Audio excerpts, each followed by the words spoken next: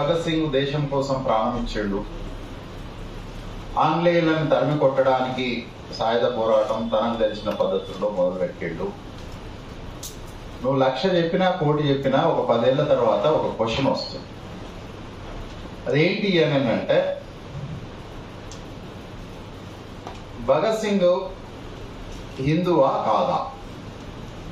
ఒకవేళ ఆయన స్వాతంత్ర పోరాటం హిందూ అయితే కన్సిడర్ చేయబడవచ్చు, లేదు అని అంటే కన్సిడర్ చేయకపోవచ్చు, లేదా కన్సిడర్ చేయకపోతే సమస్యలు ఉంటాయని అనుకుంటే నెగ్లెక్ట్ చేయవచ్చు.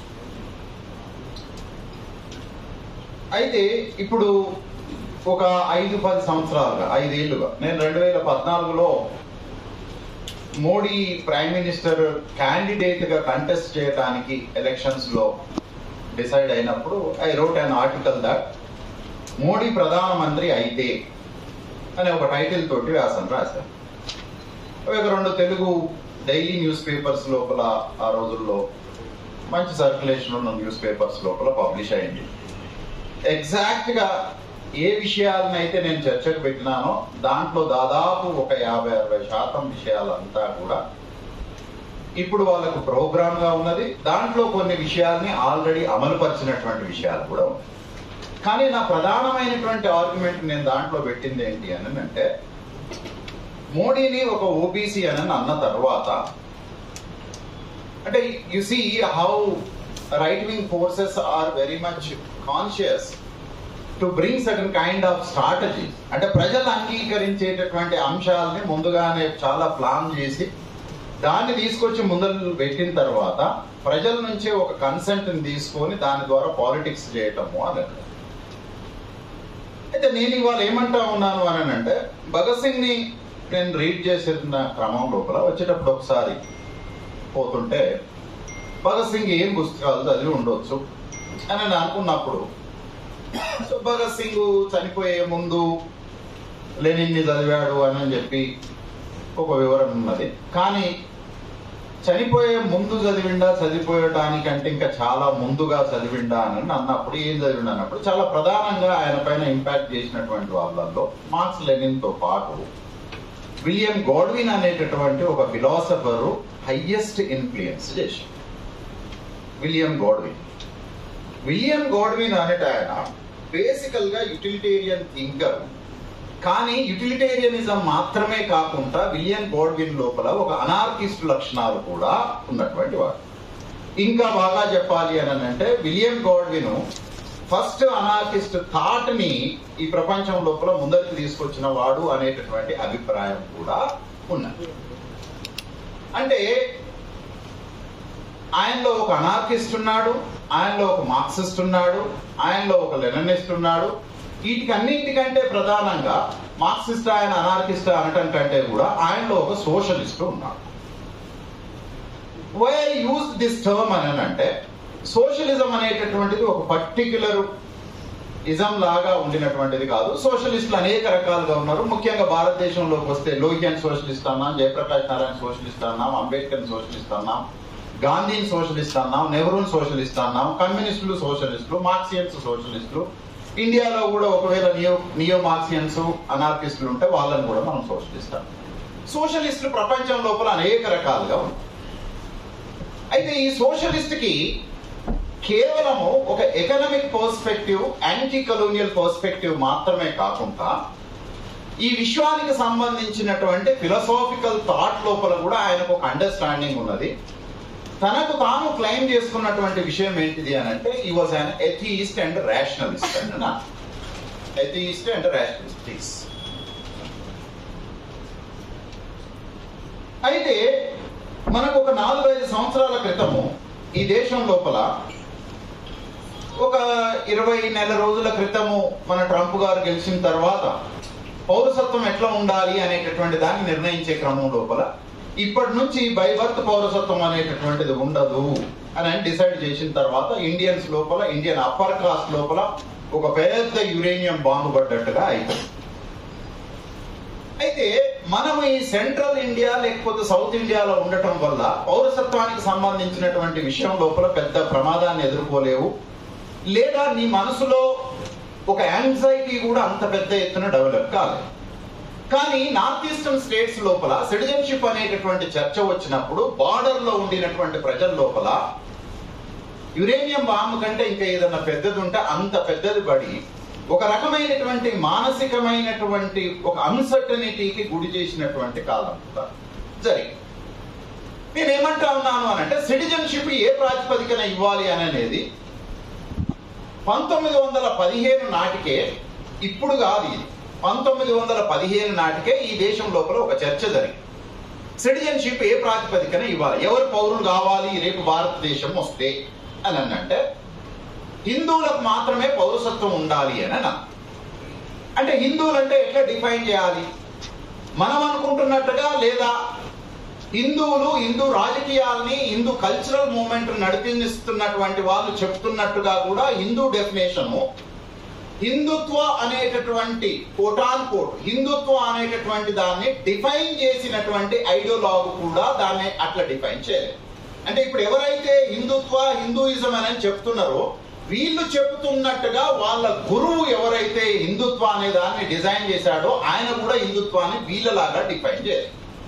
మరి ఏంటి హిందుత్వ అని అంటే భారతదేశాన్ని మాతృభూమిగా మాత్రమే, భారతదేశాన్ని దైవంగా భావిస్తూ పుణ్యభూమిగా భావిస్తూ ఈ దేశంలోనే పుట్టినటువంటి వివిధ మతాలని ఆచరించేటటువంటి వాళ్ళంతా హిందువులే అని సావర్కర్ డిఫైన్ చేశాడు.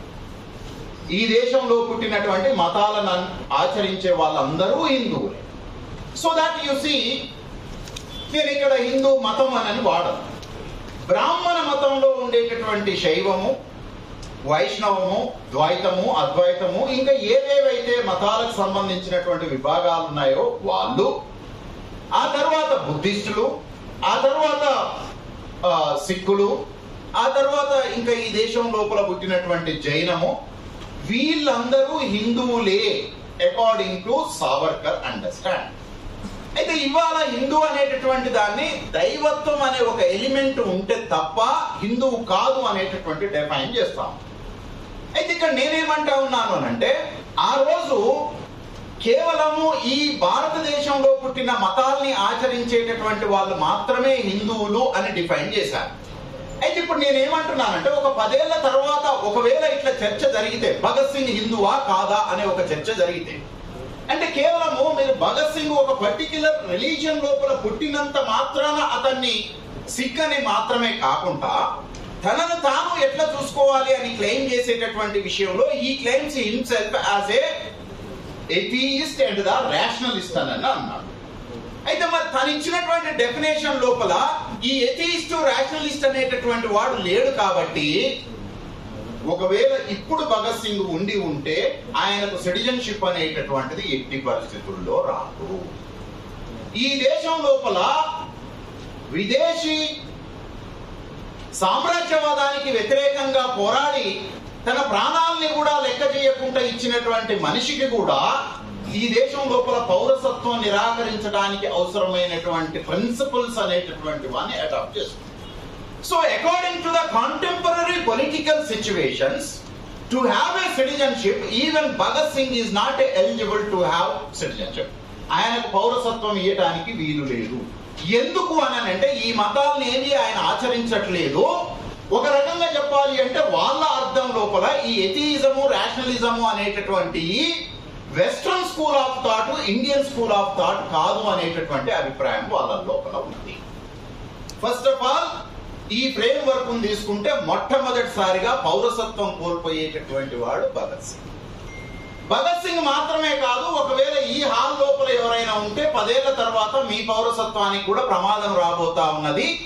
మీరు ఈ కనీసం ఈ దేశంలో పుట్టిన ఏదో ఒక మతానైనా అంగీకరిస్తే తప్ప మీకు పౌరసత్వం ఉండేటటువంటి అవకాశం లేదు. కాకపోతే మీరు మనుషులుగా ఈ దేశంలో బతకడానికి అవకాశం ఉంటుంది. అందుకనే 1915 లోపల భవిష్యత్తులో ఈ దేశం స్వాతంత్రం సంపాదించబోతే ఎవరికి పౌరసత్వం ఉంటుంది అని చర్చ జరిగినప్పుడు పౌరులకు కొన్ని ప్రత్యేకమైనటువంటి హక్కులు ఇవ్వబడతాయి. ఏమి హక్కులు ఇవ్వబడతాయి? ప్రధానంగా పౌర హక్కులు ఇవ్వబడతాయి, రాజకీయ హక్కులు ఇవ్వబడతాయి, ఆ తర్వాత మిగతా న్యాచురల్ రైట్స్ కూడా ఇవ్వబడతాయి. ఇంకొక చాలా ప్రధానమైనటువంటి అంశం ఏంటిది అని అంటే, నిన్న మొన్న ఒక 4 రాష్ట్రాలు, భారతదేశంలోని 4 రాష్ట్రాల లోపల మనం మాట్లాడుకుంటున్నటువంటి రైట్ టు బిలీఫ్ అనేటటువంటి ఒక ఫండమెంటల్ రైట్ టు ఫ్రీడమ్ లో భాగంగా ఉండేటటువంటి రైట్ టు బిలీఫ్ అనేటటువంటి ఒక ఫండమెంటల్ రైట్. ఈ రైట్ టు బిలీఫ్ లోపల ఏంటిది అని అంటే, ఒక మనిషి థీయిస్ట్ గా ఉండొచ్చు, ఎథీయిస్ట్ గా ఉండొచ్చు, లేకపోతే మతం అని అంటే నీకు నచ్చినట్టుగా కూడా ఉండొచ్చు. నేను మా క్లాస్ రూమ్ లోపల నా స్టూడెంట్ ని అడిగాను, దేవుడు అని అంటే నీ దృష్టిలో ఎట్లా ఉంటాడు అని అంటే, దేవుడు అంటే కిరీటం పెట్టుకొని ఉండొచ్చు, దేవుడు అని అంటే ఏదో షాల్ వేసుకొని ఉండొచ్చు, దేవుడు అని అంటే జీసస్ లాగా ఉండొచ్చు, దేవుడు అని అంటే తెలంగాణలో మ్యాట్రియార్కల్ కల్చర్ లోపల ఉండినటువంటి మైసమ్మ, మారెమ్మ, పోచమ్మ, ఎల్లమ్మ లాగా ఉండొచ్చు, 3 రాళ్ళు పెట్టుకొని ఉండొచ్చు. కానీ నేనేం అడిగినాను అని అంటే, ఒకవేళ అవేవి నన్ను సాటిస్ఫై చేయకపోతే నా దృష్టిలో దేవుడు అని అంటే ఒక పంది ఆకారము, సగం మనిషి ఆకారం, సగం పక్షి ఆకారం, సగం ఒక రకమైనటువంటి వింత జీవి ఆకారాన్ని తీసుకొని నేను దేవుడు ఇట్లా ఉంటాడు అని నేను ఊహించుకోవచ్చా? నాకు ఆ స్వేచ్ఛ ఉంటుందా? No, you see, God has a imagination, and that imagination could give the complete right to imagine by yourself, not by forced by anyone else. అంటే ఎవరో నన్ను దేవుడు ఇలా ఉంటాడు నమ్ము అని అనడాన్ని నేను అంగీకరించకపోతే నాకు నచ్చినట్టుగా దేవుడిని నేను ఊహించుకునేటటువంటి స్వేచ్ఛ ఉంటే ఒకవేళ రైట్ టు బిలీఫ్ అనేటటువంటిది ఉంటుంది.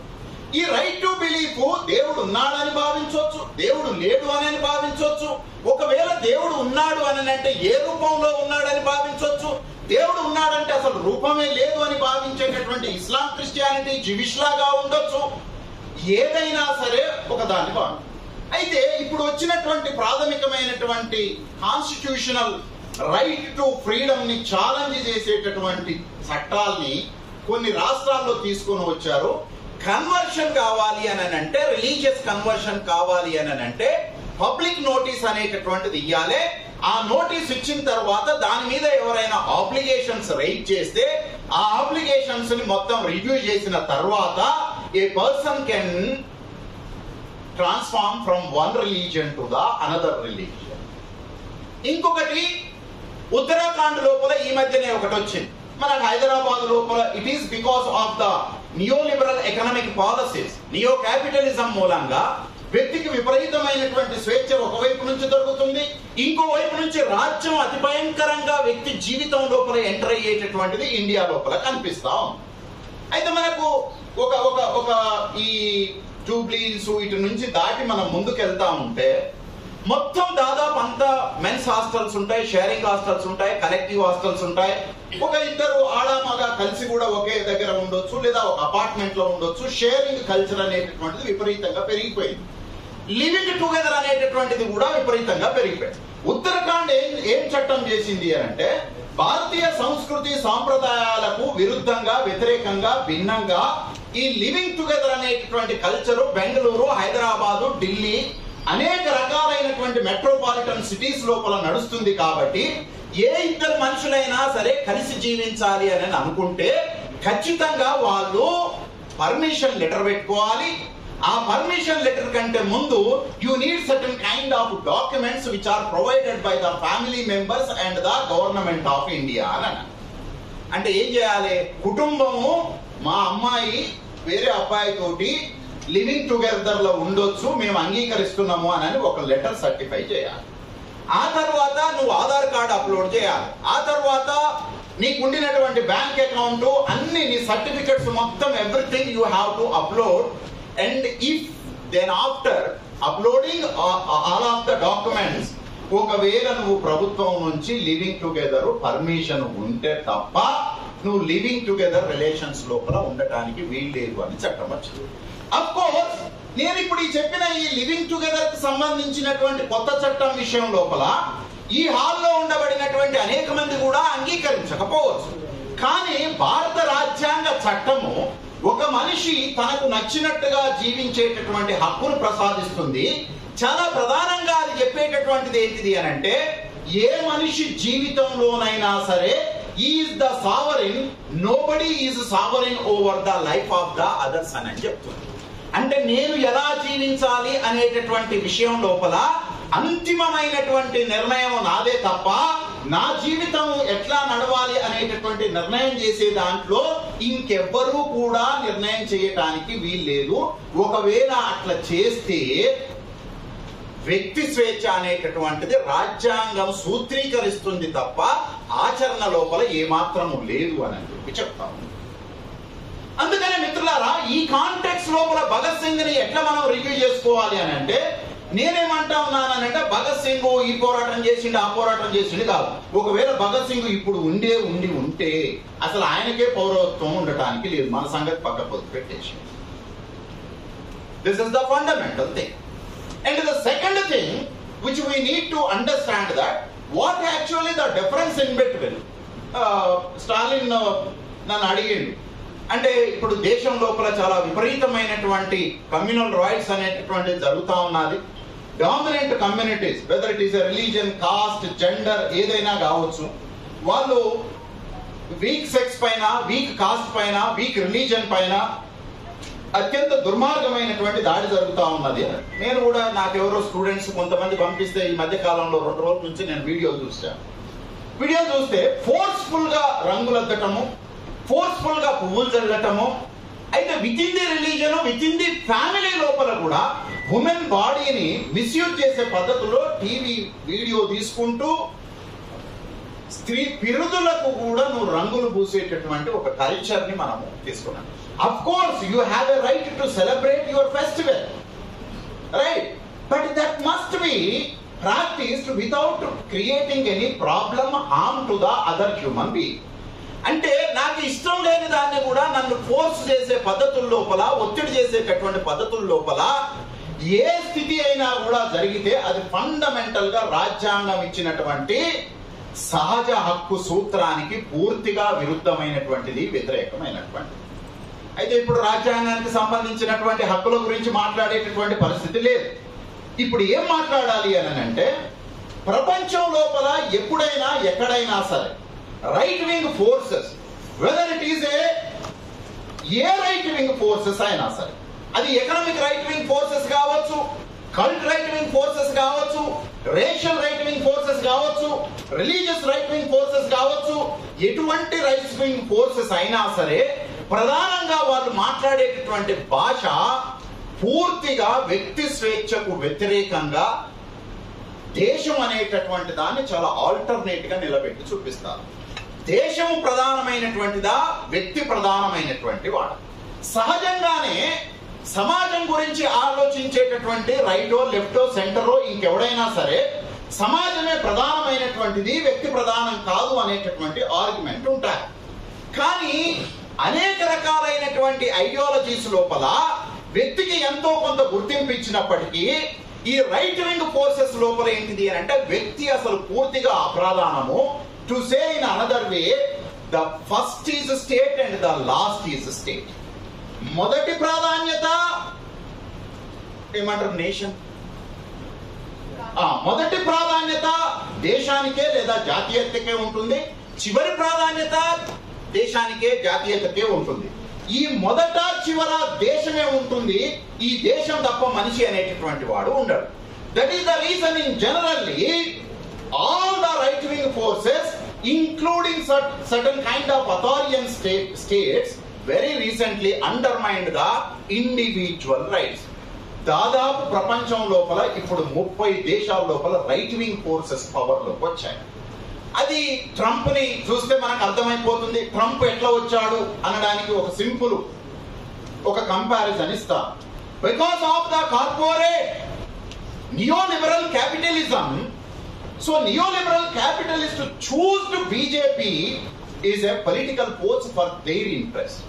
నేను ఆ 14లో రాసినటువంటి వ్యాసం లోపల మోడీ ఎందుకు ప్రైమ్ మినిస్టర్ అవుతాడు అని రాసిన వ్యాసం లోపల ఏం చెప్పాను అనంటే, భారతదేశం లోపల ఉన్న పెట్టుబడిదారులు ఇప్పుడు కాంగ్రెస్ వద్దు అని అనుకోని కాంగ్రెస్ ని పక్కకు పెట్టి బీజేపీని తేవాలి అని అనుకున్నారు. కాబట్టి బీజేపీ పవర్ లోకి వస్తుంది అని. మరి ప్రజలు కదా ఓట్లేసేది అని అంటే, ఓట్లేసేది ప్రజలే కానీ ప్రజలకు సంబంధించినటువంటి మైండ్ అంతా కూడా కార్పొరేట్ చేతుల లోపల ఉంటుంది. వాళ్ళు ఎట్లా ఆపరేట్ చేస్తే అవుతారు. అయితే మనమేం ఫీల్ అవుతున్నాం చాలా సందర్భాల్లో, ప్రజలే కదండి ఆ బీజేపీకి ఓటేసింది, ఇంకేం మాట్లాడాలి అని అంటాం. ప్రజలు ఓటేయరు, ప్రజలు ఓట్లేసేటట్టుగా కార్పొరేట్స్ డిసైడ్ చేస్తారు. దాని మూలంగానే పెట్టుబడిదారి వర్గం ఎంపిక చేసుకోవడం వల్ల బీజేపీ అధికారంలో ఉంటుంది. ఎంత కాలం పాటు ఈ పెట్టుబడిదారి వర్గం బీజేపీ తోటి కన్వీనియంట్ గా ఉంటుందో, కంఫర్టబుల్ గా ఉంటుందో అంతకాలం బీజేపీ అధికారంలో ఉంటుంది. ఆ తర్వాత వాళ్ళు వద్దు అని అనుకున్న నాడు బీజేపీని వాళ్ళే ఓడిస్తారు. మీరు ఓడించరు, మీరు గెలిపించరు. The second thing I would like to compare the Indian context with the American democracy. So చాలా పెద్ద డెమోక్రసీ అని మాట్లాడతాం. ఆయన పైన కూడా నేను ఒక రైటింగ్ రాశాను. మన దాంట్లో చాలా మంది పని చేస్తే, శ్రమ చేస్తే, కష్టపడితే ఎలన్ మస్క్ లాగా కష్టపడాలి అని చెప్పి వీడియోలన్నీ వస్తూ ఉంటాయి. ఎలన్ మస్క్ బాగా కష్టపడతాడట, రోజుల తరబడి కంపెనీలోనే పడుకుంటాడట, రోజుకు 18 గంటలు పనిచేస్తాడట, నిద్ర వస్తే కంపెనీలోనే పడుకొని మళ్ళీ లేచి మళ్ళీ పనిచేస్తా ఉంటాడట. ఇట్లాంటి కుకుడ్ స్టోరీస్ ని మొత్తం మనం బిలీవ్ చేసి, అంటే నాకు ఉద్యోగం రాకపోవడానికి, నేను కారు కొనుక్కోలేకపోవడానికి, నేను ఎలన్ మస్క్ లాగా కష్టపడట్లేదు కాబట్టి నేను ఈ దరిద్రంలో బతుకుతున్నా అని నీ దరిద్రాన్ని నువ్వే అంగీకరించి, నీ దరిద్రానికి ఈ దేశంలో ఉన్న పెట్టుబడిదారి వర్గం కారణం కాదు అనేటట్టుగా నువ్వే అంగీకరించే స్థితిని తీసుకుంటాను. So Elon Musk is the biggest dangerous man. 10 years back నేను పోస్టింగ్ పెట్టాను. ఎలన్ మస్క్ ని మీరు అంగీకరిస్తే ప్రపంచంలో జరిగేటటువంటి భవిష్యత్తులో దుర్మార్గాలకు అన్నిటికీ నువ్వే ఒత్తాసు పలికినట్టుగా అవుతుంది. Is the biggest racist man, is the biggest capitalist. The entire world capitalism ఒక్కడే ప్రపంచం అంతా తన చేతుల్లో ఉంచుకోవడం కొరకు అవసరమైన పెట్టుబడులను అన్నింటినీ పెట్టాడు. దాని ద్వారా ట్రంప్ ని తిరిగి అధికారంలోకి తీసుకొచ్చాడు. It is not the greatness of the Trump, it is the greatness of the Elon Musk and the other neo-capitalist cult. వాళ్లకు వీడు అవసరం కాబట్టి గెలిచిండు. ట్రంప్ శక్తి వల్ల, ట్రంప్ బలం వల్ల ట్రంప్ గెలవలేదు. ట్రంప్ అనేటటువంటి వాడు పెట్టుబడిదారి వర్గానికి అవసరం కాబట్టి వాళ్ళు గెలిపించి వాళ్ళు పెట్టేశారు. సో నిన్న కూడా మనం చాలా ఒక పెద్ద కుకుడ్ స్టోరీని చూస్తా ఉన్నాం.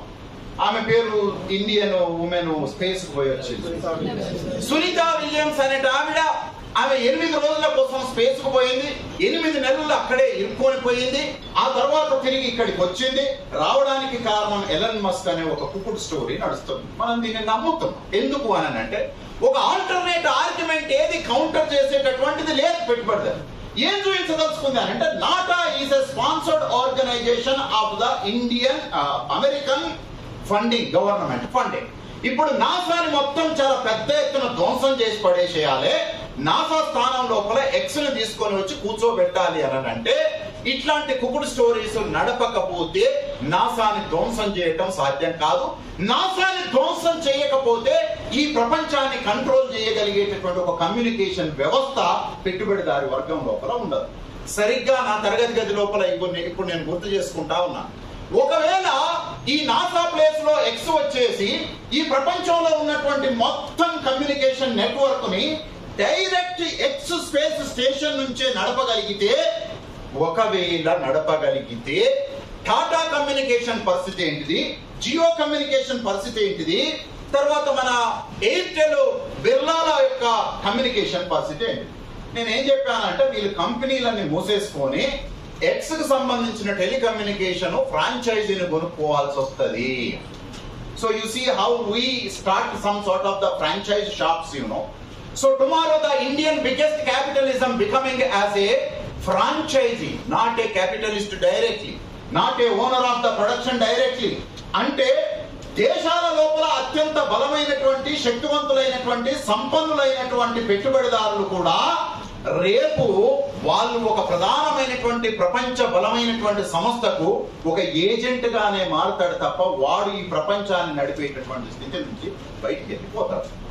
So friends, I hope you people could understand that how the entire world is transforming into the hands of the neo-capitalism. ఈ ప్రపంచం లోపల చిన్న చితక పెట్టుబడిదారి వర్గాల్ని మొత్తం సంపేసేసి దాని స్థానం లోపల ప్రపంచంలో ఉండేటటువంటి 1% పెట్టుబడిదారి వర్గం మొత్తం ఎకానమీని డిటర్మైన్ చేస్తుంది. ఎలన్ మస్క్ యొక్క సంపద ఈ ప్రపంచంలో ఉన్న 40 దేశాల బడ్జెట్ కంటే కూడా ఎక్కువ ఉంది. 40 దేశాల budget. So where you fight with Elon Musk, where you fight with Trump. Trump Bedi లేచి పంపించిండు అని చెప్పి అయ్యో అని గుండెలు బాదుకుంటా ఉన్నాం. It is not because of they are military powerful, it is because of technologically powerful. They are powerful to organize the capital in the world. ఆ పెట్టుబడి ఉన్నప్పుడు వాడు ఎటువంటి హీనియస్ స్థితినైనా కూడా నీకు చూపిస్తారు. అందుకనే ఈ ప్రపంచం లోపల ఇప్పుడు 30 దేశాల లోపల రైట్ వింగ్ ఫోర్సెస్ అంతా కూడా పవర్ లోకి రావడానికి ప్రజలే నిజంగా రైట్ వింగ్ ఫోర్సెస్ ని కోరుకోవట్లేదు, ప్రజలు కోరుకుంటున్నట్టుగా చూపెట్టేటటువంటి ఒక కమ్యూనికేషన్ వ్యవస్థని చాలా పెద్ద ఎత్తున బలవంతంగా నడుపుతున్నటువంటిది.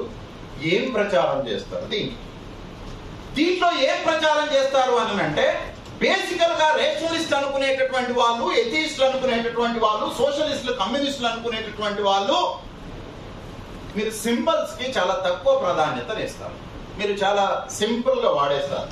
But one need to understand from the ancient days of the human history, the symbols plays very important role. The symbols plays very important construction of civilization. మనం Indus valley civilisation గురించి మాట్లాడుతున్నప్పుడు symbols గురించి మాట్లాడుతూ ఉన్నాం. ఆ తర్వాత నువ్వు Sumerian నాగరికత గురించి మాట్లాడుతున్నప్పుడు సింబల్స్ గురించి మాట్లాడతాం. Without symbols there is no politics, without symbols there is no history, without symbols there is no transformation of power from the one hand to the other hand. Symbols actually psychologically, emotionally deal and convert the people minds from one stage to the another stage. But we give very less importance to the symbols. ఈ symbols ని మనం, అందుకనే నేను చూడండి, ఇప్పుడు నువ్వు జాతీయ జెండా అని పెద్దగా పట్టించుకోలేదు. ఒకటికొకటికి 3 రంగుల జెండా చూడంగానే ఒంట్లో మొత్తం కూడా వైబ్రేషన్స్ వచ్చేస్తా ఉంటాయి. సమ్వన్ జాతీయ గీతము పాడుతున్నప్పుడు వాడికి వైబ్రేషన్స్ వచ్చేస్తా ఉంటాయి. ఇంకొకటికి ఆవును చూసినప్పుడు వైబ్రేషన్స్ వస్తూ ఉంటాయి. ఇంకొకటికి ఒక దేవతను చూసినప్పుడు వైబ్రేషన్స్ వస్తూ ఉంటాయి. ఇంకొకటికి దేశపు బొమ్మను చూసినప్పుడు వైబ్రేషన్స్ వస్తూ ఉంటాయి. నేను సింపుల్ గా అప్పుడప్పుడు అడుగుతా ఉంటాను, ఒకవేళ ఏదైనా భాగం, భూభాగం భారతదేశ పట్టణం లోపల పోతే ఎట్లా ఉంటది అని అంటే, చూడలేను సార్ నేను, అది చాలా నాకు బాధ అనిపిస్తుంది. Now you see how human beings are emotional towards that geographical structure, how human beings are emotional towards the food, how human beings are emotionally bonded with the dress, culture, symbols, geography, language, linguistics, region, religion, anni symbol. That is the reason you see the continuous propagation of the symbols is the biggest success of the right-wing forces. Without symbols there is no movement of the right-wing forces, even from the 1915. అంతకంటే ముందు కూడా నేను ఉదాహరణ చెప్పాను.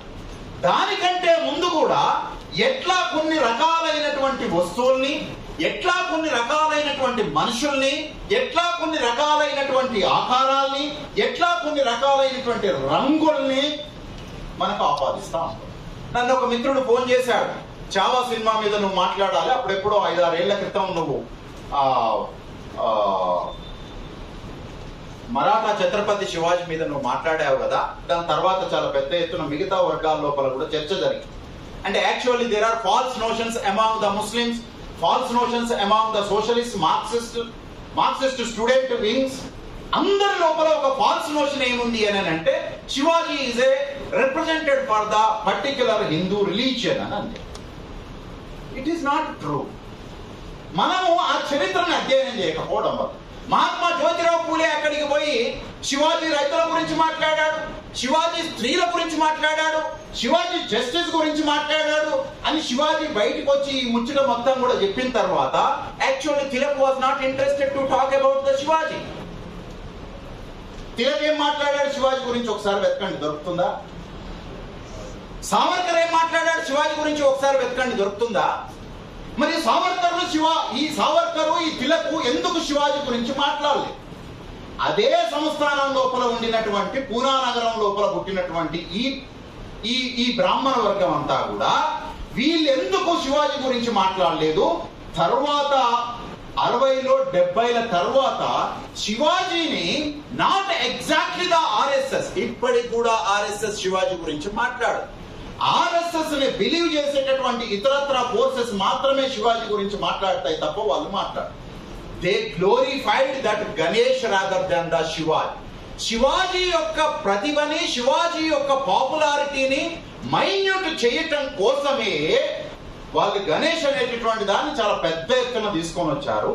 మనము శివాజీని వాళ్ళు మనకు ఒక తప్పుడుగా ఇంట్రడ్యూస్ చేసి చూపెట్టడం వల్ల we believed that Shivaji represents to a particular religion against to the particular religion అని మనం భావించాం. ఆ భావన నుంచి పూలే చరిత్రను అధ్యయనం చేసిండు, పూలే శివాజీ గురించి వాస్తవాలను ముందుకు తీసుకొని పెట్టిండు. కానీ మనం ఇవేవి అధ్యయనం చేయలేదు. వాళ్ళు చేసినటువంటి అధ్యయనాలు కూడా పుస్తకాల లోపల లేవు, వాళ్ళు చేసిన అధ్యయనాలు ఉద్యమాల లోపల లేవు, వాళ్ళు చేసినటువంటి అధ్యయనాలు ఎక్కడా లేకపోవటం మూలంగా actually we are misunderstood what actually the Shivaji contribution to the human beings rather than the particular religion.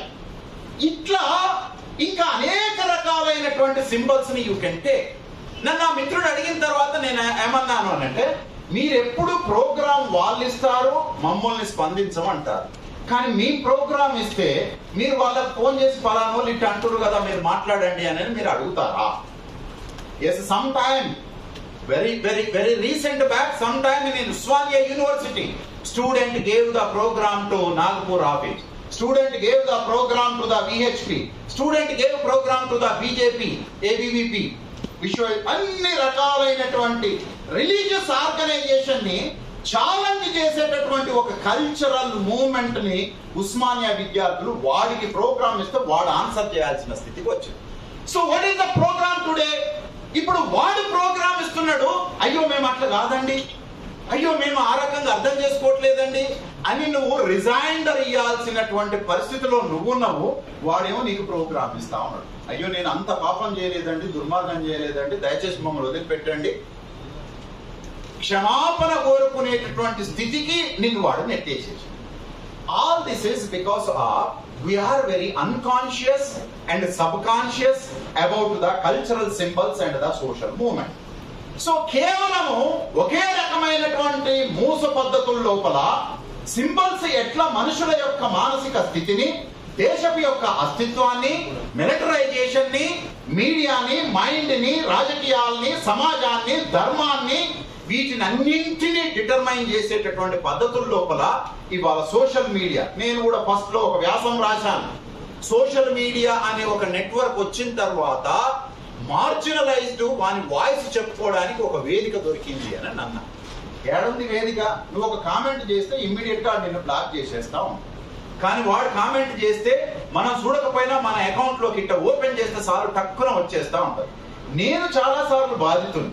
నేను ఆ పోస్ట్ పెట్టేటప్పుడు అనుకుంటాను, అబ్బా ఈ పోస్ట్ కనీసం ఒక 1000 మందికి రీచ్ అవుతుంది కావస్తాం, 3 కూడా రీచ్ కాదు. They used algorithm. So you see here, try to understand, my friends, how the corporate capitalism will control the ideas of the marginalized, how it controls the ideas, politics, social interpretation. నీ మొత్తం ఆలోచనల్ని మొత్తము social media control చేసేస్తాం. ఈ social media network నేను 14 లో వ్యాసం రాసేనాడు నేను చెప్పాను, లండన్ లోపల 5000 మంది టెక్నీషియన్స్ ను వాడుతూ లండన్ లోపల నుంచి 2014 లోక్సభ ఎన్నికల్ని ఇక్కడ ఆపరేట్ చేశారు. నేను మహబూబ్ నగర్ డిస్టిక్ పోతే ఒక నియోజకవర్గం లోపల 500 మంది కార్యకర్తలు వాళ్లకు 2 వీలర్స్ కొనిస్తే ఈ 500 మంది గ్రామాల్లోకి పోయి ఈ రైట్ వింగ్ ఫోర్సెస్ కు సంబంధించినటువంటి పాలిటిక్స్ ను నిలబెట్టకపోతే మనకు ప్రమాదం జరుగుతుంది అని. నేనేమంటున్నానంటే మిత్రులారా, శత్రువు కళ్ళ ముందు స్పష్టంగా కనిపిస్తున్నా సరే నీ ప్రజలకు కూడా వాడు శత్రువు అని చెప్పటం లోపల నువ్వు విఫలమైతా ఉన్నావు. నాకు ఒక హిస్టరీ స్టూడెంట్ ఉన్నాడు.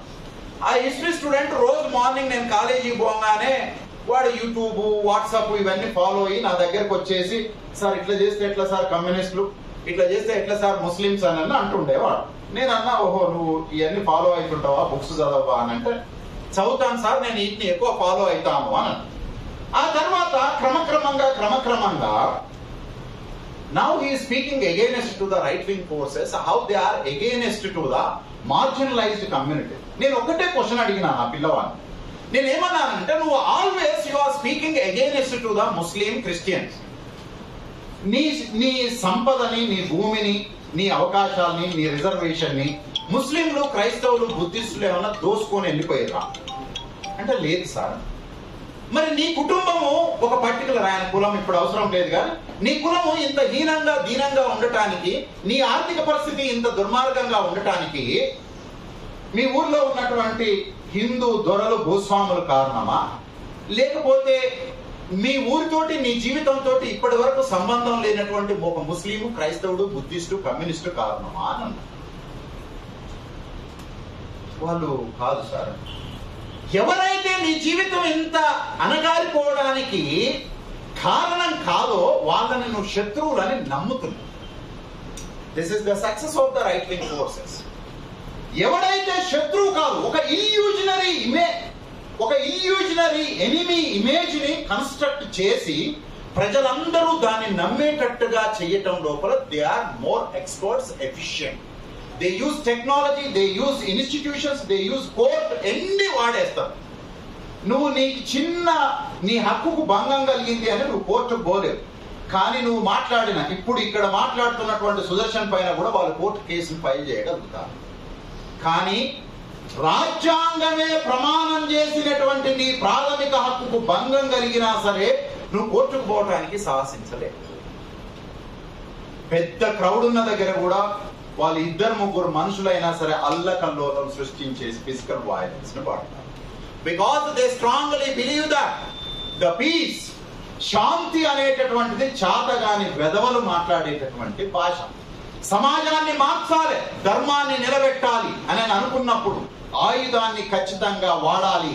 ఆయుధం వాడటమే ధర్మాన్ని నిలబెట్టటము అనేటటువంటి దాన్ని కంటిన్యూస్ గా బోధించిన తర్వాత ఈ చదువు సంధ్య లేని పోరగాలు, అఫ్ కోర్స్ చదువున్న పిల్లలు కూడా తల్వార్లు, తుపాకులు, చాకులు, కత్తులు, గండ్రగొడ్డళ్ళు, కర్రలు, రాడ్లు వీటినన్నింటిని పట్టుకొని పోయి ఒక anarchic condition. Actually they are not talking about the dharma, they are talking about the anarchy.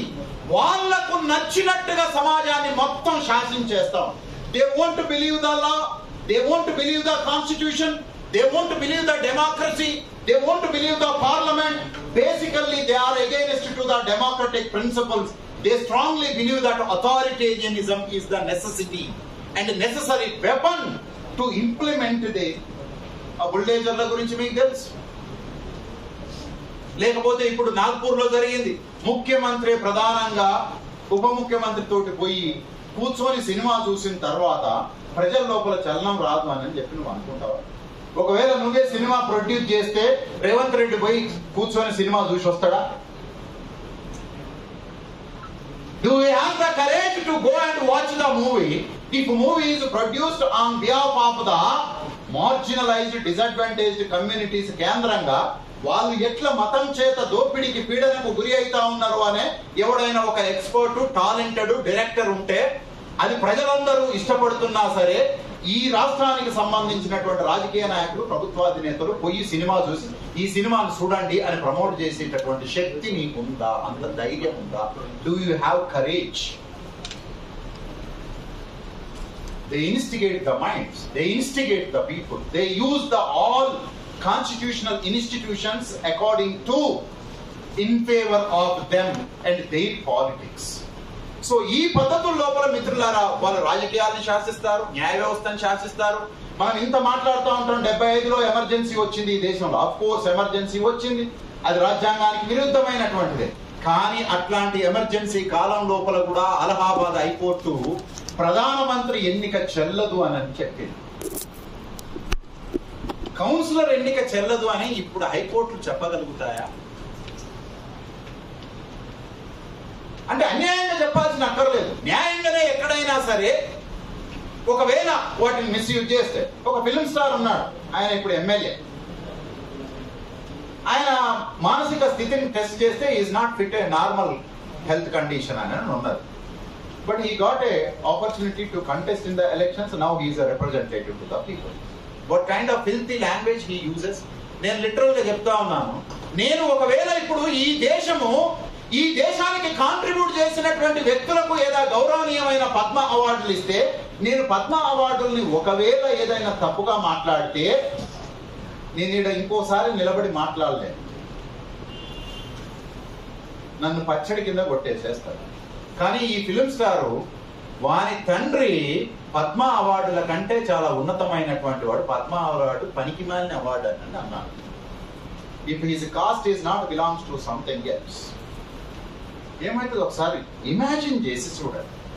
So you see, the freedom of speech is only accepted to the powerful people who are powerful because of the money, who are powerful because of the caste, who are powerful because of the religion, who are powerful because of the legacy of their ancestors. So dear friends, symbol అనేటటువంటిది, culture అనేటటువంటిది మనుషుల యొక్క మానసిక స్థితిని decide చేస్తుంది. ఒక్క మాట చెప్పి ఫినిష్ చేస్తాను. ఇటలీ లోపల ముస్సోలిని అధికారంలోకి వచ్చిన తర్వాత, ముస్సోలిని కూడా ఏమి మత నియంత కాదు, ముస్సోలిని సోషలిస్ట్ ఒరిజినల్. ఆ సోషలిస్ట్ కాస్త నియంతగా మారిపోయారు. ఈ సోషలిస్ట్ అధికారంలోకి వచ్చిన తర్వాత సోషలిస్ట్ ఉద్యమాన్ని తొక్కిపెట్టడం కొరకు ఎవరైతే సోషలిస్ట్ ఉన్నారో వాళ్ళందరినీ అరెస్ట్ చేసి జైళ్లలో పడేసేస్తే, మార్క్సిజాన్ని కొత్త పద్ధతుల లోపల ఇంట్రడ్యూస్ చేసినటువంటి కల్చరల్ హెజిమోనీ అనే ఒక కాన్సెప్ట్ ని ఆంటోనియో గ్రాంషి డిజైన్ చేశారు. అంటే పెట్టుబడిదారు వర్గము, పెట్టుబడిదారు రాజ్యము మిలిటరీ, పోలీసు, న్యాయ వ్యవస్థ ద్వారా మాత్రమే ప్రజల్ని కంట్రోల్ చేయదు, మైండ్ ద్వారా మనని కంట్రోల్ చేస్తున్నది అని. హింసాత్మకమైనటువంటి పద్ధతుల్ని, ఫిజికల్ ఫోర్స్ ని వాడకుండా మనమే కన్సెంట్ ఇచ్చేటట్టుగా ఎట్లా మైండ్ ని వాడుతుంది, కల్చరల్ ని వాడుతుంది. కల్చరల్ హెజిమోనీ అనే ఒక థియరీని ఆయన తయారు చేశారు. ఆయన తీసుకుపోయి కోర్టులో జడ్జి ముందు నిలబెట్టిన తర్వాత ప్రభుత్వానికి సంబంధించినటువంటి అడ్వకేట్ ఏం చెప్తా ఉన్నాడంటే, అప్పటికే ఈయన గోడకు తల బద్దలు కొట్టుకొని సుమారు గోడ అంతా కూడా పెయింటింగ్ చేసినట్టుగా రక్తంతో, మరకలతోటి ఉండిపోయింది. తీసుకొచ్చాడ నిలబెట్టిన తర్వాత ఈ మైండ్ ని కనీసం 20 సంవత్సరాల పాటు పనిచేయకుండా ఆపేసింది. Now you see, they don't want to punish the body of it. They wanted to punish, they wanted to stop the mind for not to think for at least 2 years. ఒక 2 సంవత్సరాల పాటు ఆ మైండ్ ని ఆలోచన చేయాలి. అందుకనే బాబాసాహెబ్ అంబేద్కర్ ఏమంటాడు అని అంటే, నువ్వు నన్ను వధించగలుగుతావు కానీ నా ఆలోచనలను చంపలేవు అని మనోళ్ళు ఆవేశంగా చాలాసార్లు మాట్లాడతారు. అది తప్పు. మనుషుల్ని నిర్మూలించడం ద్వారా మనుషుల లోపల ఉండేటటువంటి ఆలోచనలను కూడా నిర్మూలించవచ్చు. కాబట్టి ఈ ఆలోచనని నిర్మూలించేటటువంటి కార్యక్రమం మరొక వైపు నుంచి చాలా ప్రధానంగా అన్ని రకాలైనటువంటి వ్యవస్థల్ని వాడుకోవటము. ఇంకా నేను చాలా విషయాల్ని మాట్లాడలేకపోతా ఉన్నాను. దానికి కారణం అనేక రకాలైనటువంటి విషయాలు ఉన్నాయి. Being as some teaching community faculty, I need to be use certain kind of the respectable terminology and language. So ఈ పద్ధతుల లోపల ఇవాళ నిన్ను ఇంటరాగేట్ చేయటము, నిన్ను ఇన్సెక్ట్ చేయటము, ప్రపంచం ముందు నిన్ను చాలా ప్రధానమైనటువంటి దోషిగా నిలబెట్టేశారు. నేనేమంటా ఉన్నానంటే, కమ్యూనిస్టులు దళితుల్ని, ముస్లింస్, క్రైస్తవుల్ని కాదు, నేను చాలా సందర్భాల లోపల స్టూడెంట్స్ తోటి, అందరు స్టూడెంట్స్ తోటి మాట్లాడుతూ ఉంటాను. కమ్యూనిస్టులు అంటే వాళ్ళు దొంగలుగా సార్ అని అన్నాను. దిస్ జనరేషన్, నేను ఇక్కడనే టీ దాకా వస్తా ఉన్నాను, యూత్ అంతా అన్నం. What they think about the communists?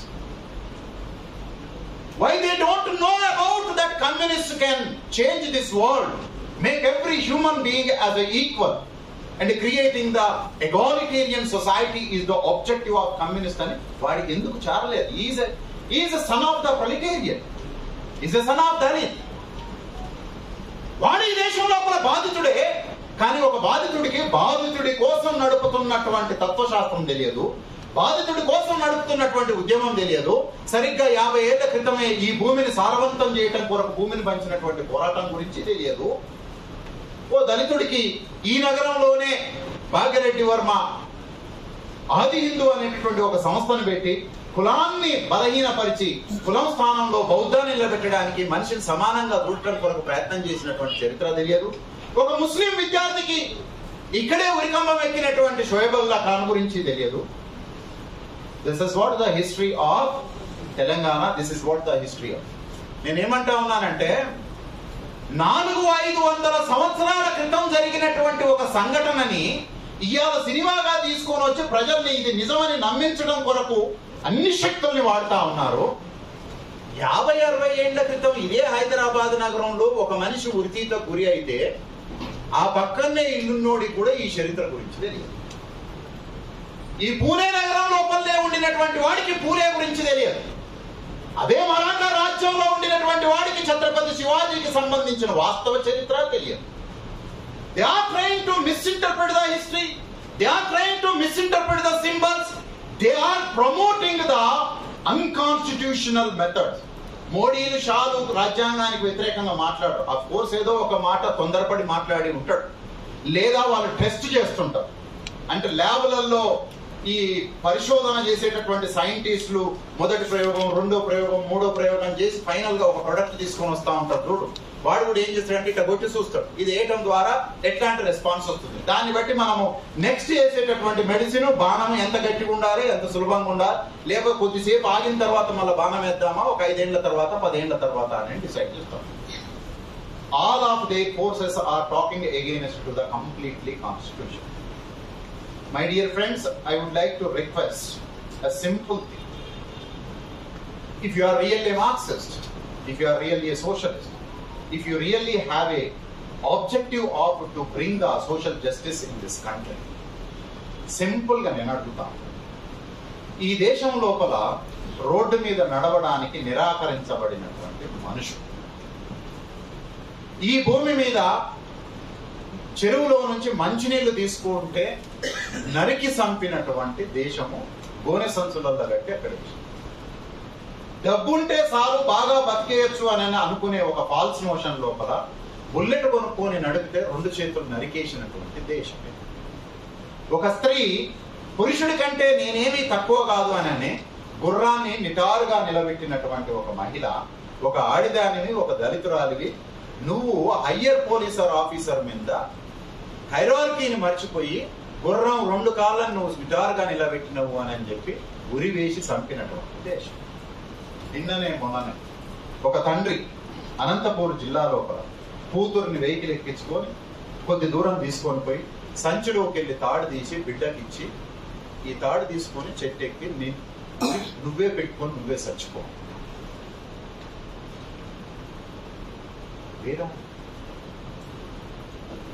No, you see, what I am trying to convey you people that it is not in the office of Nagpur, it is not in the office of Shyam Prasad Mukherjee.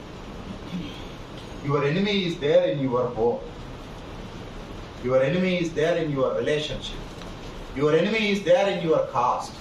Your enemy is there surrounded by you. తండ్రి బిడ్డకు తాడిచ్చి నేను నిన్ను touch కూడా చేయను, నువ్వు చెట్టెక్కి మెడకు బిగించుకొని కొమ్మ కట్టుకొని ఆ నుంచి దూకి చచ్చిపో. ఆ పిల్ల చాలా ఆర్గ్యూ చేసింది. మనందరికీ లేనటువంటి ఒక బుద్ధి జ్ఞానము, మార్క్సిజము అంబేద్కరిజం తెలియని ఒక ఆడపిల్లకు ఉన్నది. ఏమున్నది అని అంటే, తండ్రి ఇది నా జీవితము, ఒక మనిషి తనకు నచ్చినట్టుగా జీవించగలగటము అనేటటువంటి an individual is a sovereign over their body and mind అనేటటువంటి దాన్ని ఈ భాష కరెక్ట్ గా వాడకపోవచ్చు, కానీ నా జీవితాన్ని నిర్ణయించుకునేటటువంటి హక్కు నాకు ఇయ్యి, నీకు ఎటువంటి పరువు భంగం కలగకుండా నా కూతురు చాలా గొప్పగా బతుకుతుంది అని నేను చూపించగలుగుతా, నాకు అంత నమ్మకం ఉంది ఆ పిల్లవాడి అన్నది. నీకు ఏ గొప్ప కార్లు వీర్లు అక్కర్లేదు, కులము చెడటమే నా పరువు పోవడం, కాబట్టి నువ్వు నాకు అక్కర్లేదు, నువ్వు ఉరేసుకొని సాగు అని తాడుకొని చేతులు పెట్టేశాడు. ఈ దేశంలో బేటీ బచావో బేటీ పడావో అని మాట్లాడతాం. ఈ 2 చేతులు నరికిన దగ్గర ఈ సంఘ లేదు. ఈ పిల్ల ఉరేసుకోమని చంపినటువంటి దగ్గర ఈడు పోయి పిల్లల్ని చంపుతున్నారు ఈ దేశం లోపల అని ధర్నా చేయలేదు. హత్రాస్ లోపల ఆడపిల్లని గ్యాంగ్ రేపులు చేస్తే చేయలేదు. వీళ్ళు ఎవరు కూడా ఈ దేశం లోపల ఇంటర్నల్ గా జరుగుతున్నటువంటి అసలైన శత్రువు, ప్రజల శత్రువు గురించి వాళ్ళు మాట్లాడారు. వాళ్ళు కేవలము లేని శత్రువుకు ఒక రూపం ఇచ్చి ఆ రూపంతో భ్రమతోటి మనం అంతా కొట్లాడించే ఒక మానసిక స్థితిలో మనం ఉంచుతాము. It is a illusion. unless breaking this illusion by using your skills, by using all of this, you cannot defeat the fascism, you cannot defeat the Brahmanical Hindu fascism. Unless defeating all these things, they can rule this country for the coming 50 years, not for 5 years. మీరేదో ఇక్కడ అక్కడ ఓట్ల లెక్కలు తగ్గుతున్నాయి అని కొంచెం మీరంతా చిన్న చిన్న వాటికి తృప్తి పడేటటువంటి మనుషులు. ఈ ఫ్లక్చువేషన్స్ చాలా కామన్ గా ఉంటాయి అని వాళ్ళు బిలీవ్ చేస్తా ఉన్నారు. మైండ్స్ ని మారిస్తే ఈ దేశాన్ని 100 ఏళ్ళు రౌల్ చేయొచ్చు అనేటటువంటి దాంట్లో వాళ్ళు ఉన్నారు. మీరు మైండ్ గురించి మాట్లాడట్లేదు, మీడియా గురించి మాట్లాడట్లేదు, పాపులారిటీ గురించి మాట్లాడట్లేదు, సింబల్స్ గురించి మాట్లాడట్లేదు.